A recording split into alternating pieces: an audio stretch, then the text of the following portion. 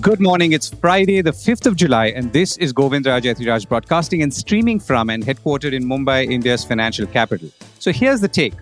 On the 15th of April 2024, which is 3 months ago, we were told that car maker Tesla was looking at potential showroom spots in New Delhi and Mumbai as it was gearing up to start selling its cars later this year, which is still this year. We were even told by our sources that the showrooms would span between 3 and 5,000 square feet with service centers in both cities. That was the point I realized that Tesla fever for a car that was extremely unlikely to drive into the country for the foreseeable future had reached its peak. Moreover, this was only a small fraction of the exuberant reporting on Tesla's imminent arrival in the country. Remember, laws were also tweaked. Import duties were slashed on electric vehicles to 15% from as high as 100% for auto companies committing to at least $500 million in investments and setting up a factory within 3 years. We were also told that this was for all car makers and not just Tesla. Except that in one of those rare cases of public grumbling, and you can only imagine what was happening within at that point, some Indian and overseas car companies in that period said that they would like to see a level playing field. Translated, we know that you're head over heels in love with Tesla and Elon Musk, but don't forget that we've been investing, making cars and creating jobs in this country for decades. Elon Musk was supposed to visit India for 2 days in the third week of April. He ditched, saying he was busy with very heavy Tesla obligations and added he looked forward to visiting later this year. Within a week, however, he had landed in Beijing, signing deals and spending time presumably with his colleagues in the country. Tesla, by the way, started building its car factory in Shanghai in 2019. Now, if you've been following the core report, you would recall we've been predicting precisely this, that Tesla was not likely to visit at this juncture because of the problems the company is facing in demand as well as the CEO's own preoccupations. Now, here comes the rebuff. Bloomberg is reporting that India now does not expect Tesla to move forward with an investment in the country anytime soon after executives of the company stopped contacting them, according to people familiar with the matter. Now, the headline in that story is, India's hopes for Tesla's investment cool as Musk ceases contact. I will leave it to you to think of the analogies that come to mind with this thoughtful turn of headline phrase. Anyway, Bloomberg says, quoting sources, that Musk's team hasn't made any further inquiries with officials in New Delhi after the billionaire postponed a visit to India in late April. The government is given to understand that Tesla has capital issues and doesn't plan on pledging fresh investment into India in the near future, they said. Of course, just the day before, we reported that Tesla reported a second consecutive drop in quarterly deliveries globally and faces heightened competition in China. So Tesla has been slashing staff in recent months and meanwhile has dangled a new carrot for investors, humanoid robots, which amazingly many, including institutional investors, have lapped up immediately. Elon Musk in June said that he foresees a humanoid population eventually outnumbering humans by a 2:1 ratio or a higher magnitude. 1-to-1 for sure, so which means like somewhere in the order of 10 billion humanoid robots. Maybe even 20 billion or 30 billion, Musk had said at the latest annual meeting in a report, which quoted a highly amped up note by Morgan Stanley foreseeing a day where we will all perhaps only meet humanoids and not each other for lunch.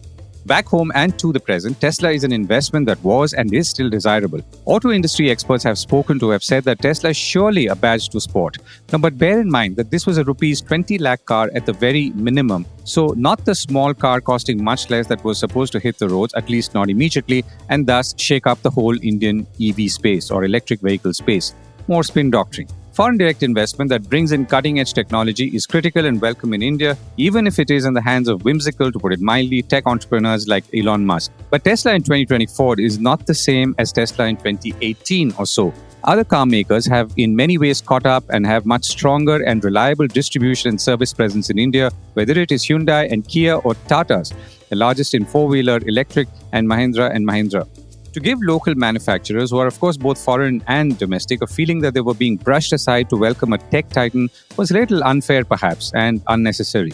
The lesson from the Tesla episode is that India must surely be aggressive in courting foreign investment, as other countries have also been with Tesla, but also recognizing India's own market structure and challenges, apart from of course recognizing the contribution of those who've been around for decades. The nature of the build-up, at least in retrospect, is a lesson for all to see. India's market is deep, large, and attractive to all manner of companies, particularly automotive. Even right now, as some European car makers are suggesting that they may pull back a little, others are ramping up. That is the nature of a competitive, value-focused market, whether in automotive or mobile phones or color televisions and air conditioners. The big players will come. whether we go desperately chasing them or not. On that note, the big news and themes for the day. The Sensex stays above 80,000 as large caps calibrate. The Securities and Exchange Board of India and exchanges scramble to cool the markets. Two-wheeler compressed natural gas bikes are a good experiment even if they do not succeed. And the Sensex lines up for 90,000, the red lights and green lights.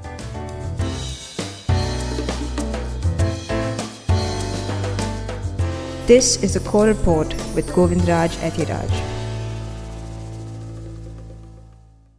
Sensex stays above 80,000 but calibrates. The bull run continued into Thursday, though with some shifts in IT stocks staying strong. As we've been discussing, the current run has seen the return of IT and financial stocks, particularly all the big ones, also being the ones that were being shrugged off just a few months ago. But institutional money has come back into these stocks, and with that, everyone else has joined the party, or so it seems. The BSE Sensex has closed at 80,050, up 63 points after hitting a record high of 80,393 in intraday trade. The NSE Nifty50, on the other hand, hit a record high of 24,401 before ending at 24,302. That's up 16 points. The broader markets, which is the BSE MidCap and SmallCap indices, outperformed the benchmarks, closing a little higher. So here's the interesting thing to note for now and in future. Did you know which stocks drove the last 10,000 points from 70,000 to 80,000 on the Sensex? Well, only 5 stocks have accounted for 50% of the rise in the valuation of the benchmark Sensex, according to Money Control. The next 11 stocks, in terms of highest rise in market capitalization, contributed another 30% to overall valuation. The 5 Sensex stocks were Reliance Industries, Bharti Airtel, State Bank of India, Mahindra Mahindra, and ICICI Bank. The youngest company in this lot is perhaps 30 years old. The oldest private company is Mahindra Mahindra, set up in 1945, and it went public in 1956. All these dates are only to reiterate, as I usually do on those rare nostalgia-filled moments, that investing in the markets is a long game. SEBI and exchanges scramble to cool markets. We may love it, but the regulators are obviously searching for ways to cool the market directly and indirectly, as they have in recent months. The latest steps come from the National Stock Exchange and the SEBI, and I'm quite sure there will be more in coming months if the markets keep rising like this. The National Stock Exchange, or NSE, said on Thursday it was putting an overall cap of up to 90% over the issue price of small and medium enterprise IPOs during the pre-open session. SME stands for Small and Medium Enterprises. This is obviously to rein in the pre-trade speculation that usually kicks in.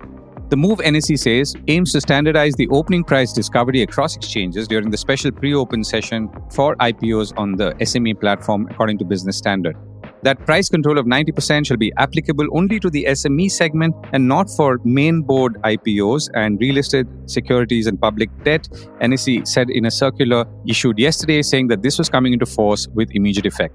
Business Standard points out that in the first half of this calendar year, 37 companies raised around 32,000 crores, and in 2007, the peak of the bull market, 54 companies had raised 20,833 crores, according to Business Standard compilings. On the other hand, in 2024, around 120 SME companies, according to the Business Standard, have launched IPOs. Of these, 98 SME IPOs listed at a premium, while 18 listed at a discount over issue price.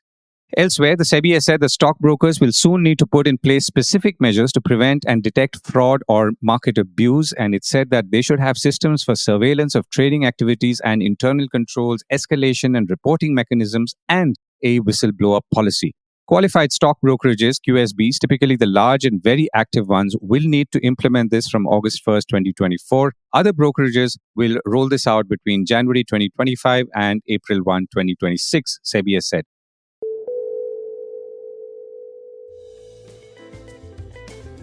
Thank you for listening and your support for the Core Report. We've been streaming for a year, and we think this is a good time and ripe for a quick feedback from you on what we can do new and better on this podcast. And thank you, as always, for some good critical feedback. The link to a short survey is in the show notes.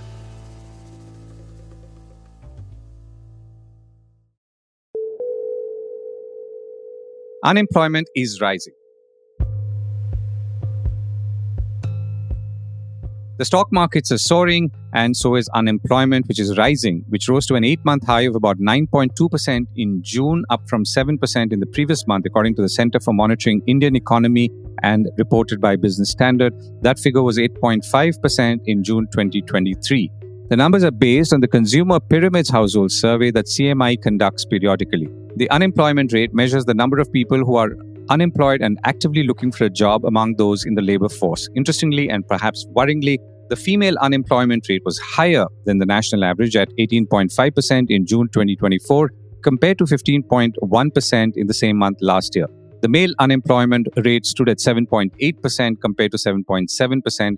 Rural areas continue to experience higher unemployment rates, and the rise in unemployment comes even amid a higher labor participation rate. The labor participation rate, by the way, refers to those working or willing to work and actively looking for a job amongst the total working age population, which is 15 years and above. So that rate improved marginally, rising to about 41.4% from about 40.8% in May. But in June last year, it was less than 40%. Why CNG bikes is a good experiment? Indian two-wheeler companies, particularly the likes of Bajaj Auto and Hero, are perhaps world leaders in research and development on fuel efficiency in two-wheeler motorbikes. Now, I don't have hard data with me for now, but one can safely say that Indian two-wheelers are amongst the most fuel efficient in the world, being such a large and value-conscious market. After all, the only question that people ask when you procure a new bike or car, even the most expensive, is how much does it give, or what is the mileage? In keeping with better mileage, cheaper, and of course now cleaner fuels, Bajaj Auto says it's going to launch the first CNG bike. This has been in the offing for a few months, and this is likely to be called Freedom 125, and thus in the 125cc segment. The bike could have flexible fuel options featuring two separate switches for petrol and CNG. Bajaj Auto had said earlier they were aiming to bring the bike in an affordable segment. And in March, Managing Director Rajiv Bajaj had said that compared to gasoline, a CNG bike has carbon dioxide emissions that are down by almost 50%, carbon monoxide by 75%, and non-methane hydrocarbons by 90%. He also said it would effectively double mileage or half the cost of fuel for the Aam Aadmi or the common man. Anuj Sethi, Senior Director at CRISIL Ratings, told my colleague Jessica Jani in April, in the context of the same bike, that as a fuel, CNG was cheaper, cleaner, and more efficient compared to other gasoline options, and CNG two-wheelers would mean another fuel variant option available to buyers. The price is said to be slightly more than a petrol bike, as any manufacturer would price. And how the bike will do in the marketplace, given that CNG is not that easy to find or fill as petrol, obviously remains to be seen. This is also a good test to see how far India's value-conscious two-wheeler customers are willing to go and inconvenience they could potentially bear. Now, whether it is a full or partial success or even a flop, I think the experiment is a good one. Automakers must be encouraged to experiment with new fuels in full-blown commercial scale. Well, previous CNG experiments in two-wheelers have been happening, but in pilot stage. And of course, CNG has worked in cars and even auto rickshaws. Earlier, it was only about cost, but now it's about sustainability and clean mobility. Dissecting the market's growth, can it go to 90,000? So if you were to run just the numbers, which is how companies are growing, and extrapolate profits to stock prices, the markets still look like they have steam. Of course, in the real world, many things can cause the sudden application of brakes or even reversals. Extreme events like the pandemic or sudden shocks like election results or outcomes, even if temporary. Investing long-term obviously is more a matter of head than heart. Applying some theory to investing is also important. I reached out to G Chokkalingam, founder of Equinomics Research, and I asked him a straight question. As we looked ahead, what were the green lights and the red lights? Yeah, green lights, there is a scope for Sensex and Nifty to further rise, 12 to 15% for the next 2 calendar year. That's because the PE of Sensex, trailing PE is only around 24. And the consensus estimate for the earning growth is around 12 to 14% for FY25 and FY26. And GDP growth is projected to be around 7% for FY25 and 26 by most institutions, which means, the earning growth can be 2 times the GDP growth. So that would mean there is a lot of scope for, anywhere 12 to 15% annualized return from Sensex and Nifty. So in fact, personally, I have given a target of 90,000 by end of current calendar year for Sensex. By end of 2025 calendar year, it could be 1 lakh. Now, other green light to substantiate this is that the structural story of inflow of retail investors continues.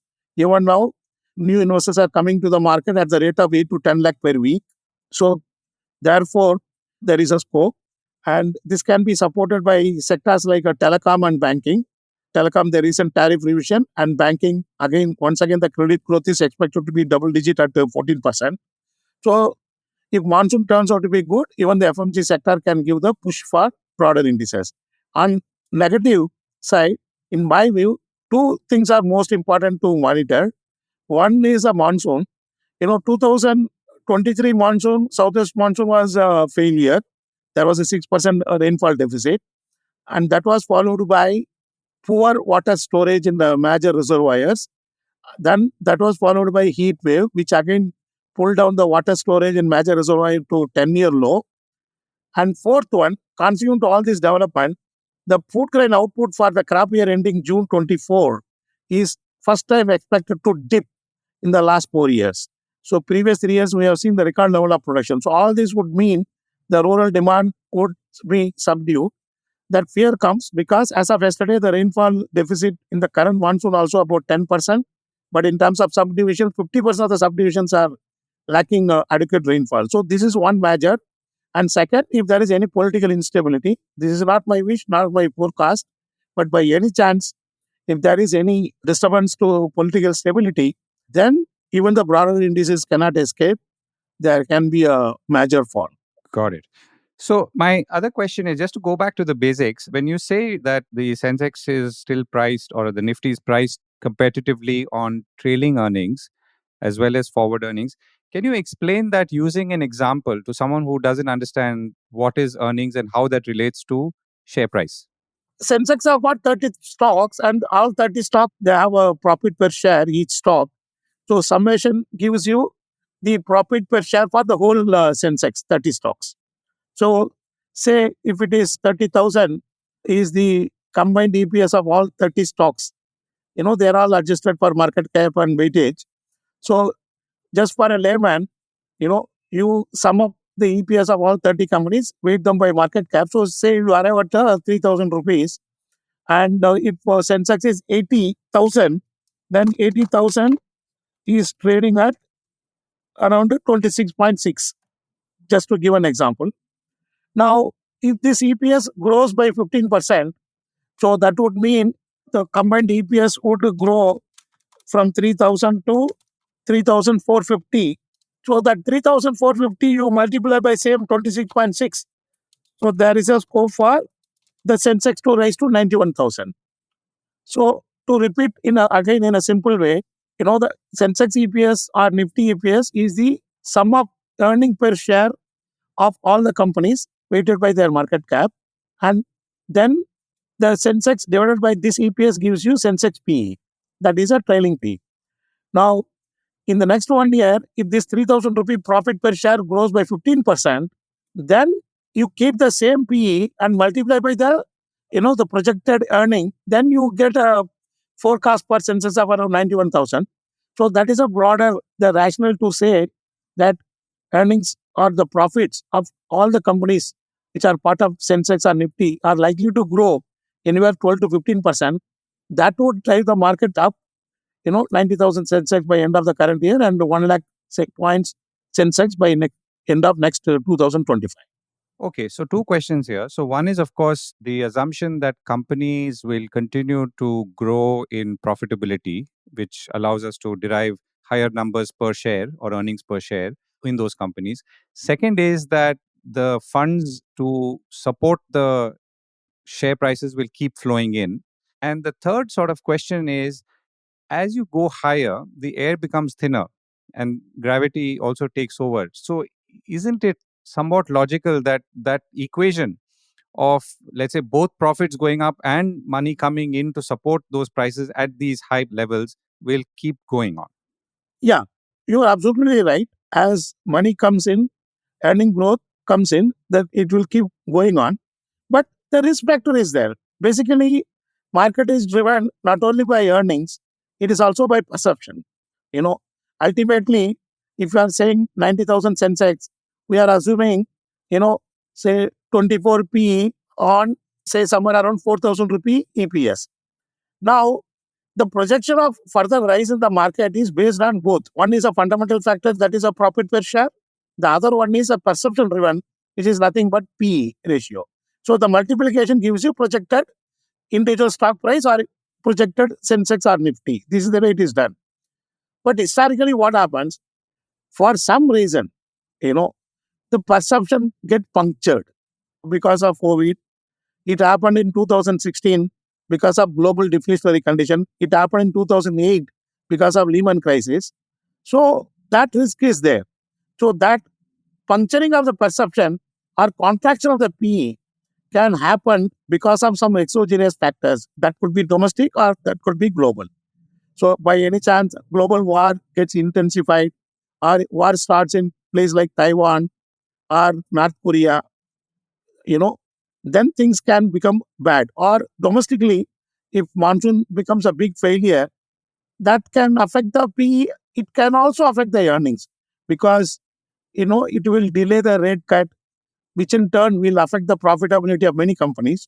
This risk is there. One has to monitor these exogenous factors. One is, let's say, the extreme situation, which you quoted COVID or 2016 or 2008 financial crisis. So that's an extreme where, let's say, there could be a big knock. But there could also be, I'm asking, in somewhere intermediate situation where, let's say, you're not getting that kind of growth you used to see in previous years, and maybe fund flows also slow down, or even if they remain high, but the growth is not there. What happens then? Definitely. That's what happened in 2016. The global deflationary condition affected India's growth also. Growth contracted in 2016 early because of global deflationary. Within few months, Sensex fell even 20% in 2016. So such things can happen. Now, if projected 6.8 to 7% growth doesn't happen, the reality is say 6% or less than 6%, then definitely even the Sensex and Nifty can fall at least 10%. So that can happen partly because of global condition, economic condition, or even because of the monsoon failure. Any massive failure also can lead to such, So therefore, one has to monitor, even if the extreme exogenous things don't happen, but normally these things do happen. So that is why, on a weekly basis, one has to monitor the monsoon. On a quarterly basis, one has to monitor the growth-related parameters like index of industrial production, core sector growth, the banking credit growth, which is available on a fortnightly basis, because that is another very important indicator of economic growth, economic activities. Then one has to do it and one has to remain alert. So therefore, I think you've summed up well, Chokka, the green lights and the red lights that are important as we look ahead in the markets. Thank you so much for joining me.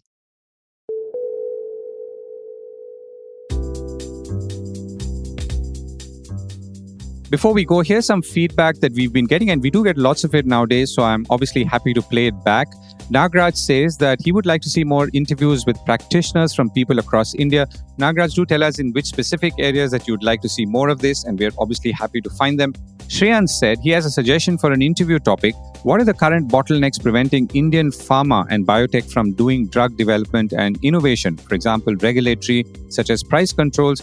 And what is the economics behind these tough price controls? Shreyans, we will try and get that question answered for you very soon. And Dharamveer says, once heard the Ozempic, semaglutide alike terms from the experts and the trends on anti-obesity drug demands, so would like you to cover Indian firms. So yes, of the 3 feedback points that we've taken, 2 are around pharmaceuticals and healthcare, and that's interesting to note, and we will, of course, address both of them. Thank you once again for reaching out and your comments, and look forward to staying in touch.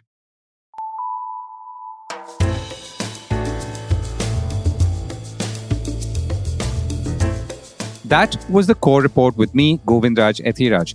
Do stay connected with more of our coverage at the Core. You can check out our website or sign up to our newsletter for our exclusive stories, one in-depth feature a day on www.thecore.in. Do also track us on LinkedIn, where we usually post synopses or extracts of our top stories and interviews. We would love your feedback on how we can make business more interesting and relevant, including, of course, India's vibrant manufacturing sector. So write to us at feedback@thecore.in, and thank you once again for listening.